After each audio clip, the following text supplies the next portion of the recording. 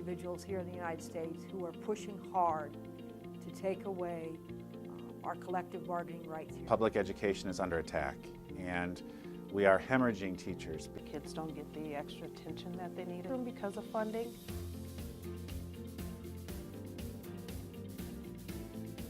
I think we really have to come together and say this is not what we want. We want security in our jobs. We want to be respected in our jobs. And as a person of color, I feel that I need to step up and be that voice for our community and let them know that education is a good field and that we deserve backing and we deserve to have people believe in what we do. We can't all be experts on insurance, negotiations, member rights, all of these things, but the union brings all of that together and takes care of it for you at the local level. And then we move it into lobbying and things like that, and the state takes care of it, Education Minnesota takes care of it at a bigger level, at the state level, and then moves that again into the national. And so we have sort of the best of both worlds in that, or all three worlds, in that locally we do things to help you out on a day-to-day basis, but then nationally we're trying to take care of teachers across the board so that we can all be part of a profession that people want to be part of and change that narrative so that it's not just the negative teacher narrative, that it's a positive one.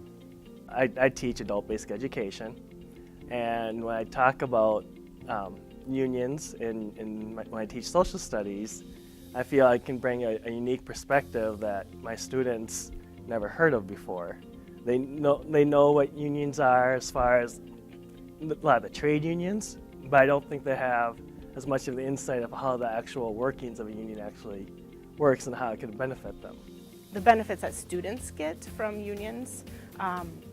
Unions are the people who are advocating at the state level, at the Capitol, to help the students in the classroom. I don't think that teachers should ever lose their voice, and I think without the protection of the union, sometimes teachers may lose their voice, and they're the ones who are in the classroom and know what's best for the students. As an ESP, we can be taken from a preschool and put into a high school situation. I mean, that can happen one day, you're at preschool, and the next day you can be at high school, if that's where the need is. And with the professional development that we receive with Education Minnesota, especially summer seminars, that has made my job personally better. There was a time where I knew nothing about pensions or health care or salary schedules, and learning about all that has given me kind of a global view of how we can improve the day-to-day life for teachers and ESPs and our students. And so it's really important to me to fight that fight, to use whatever tools I have up in here to go out and fight for teachers and students and ESPs every day. As being part of a union, we're able to work to create safe schools, places where all of our students and families can feel safe. And again, we try to use our contract to do those things. We are able to, at the district level, we're able to advocate so that all of the committees that they have our members on them, so that when we're talking about anything to do with public education, anything to do with our students and families, those who are closest to our students need to be the ones making the decisions. Anytime I'm having a conversation with a colleague, I'm asking them what's important to you. And invariably, it's about the ability to be there for my students, teach the way I want to. I'm the content expert. I know my area. Let me teach.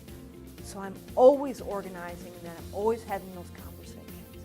And the other important thing that I do every day, if at all possible, is when I'm having those conversations, I validate them and let them know how thankful I am to call them a union sister or a union brother, and I challenge them with the big ask. Please go have this conversation with another member of the union and let them know we're in this together. It's not the union, it's our union. And it's only going to be as strong as its members. And if we're strong and engaged, that is going to trickle down to our students, and it's going to then help us be a force to change and really promote education. And it's really for our students.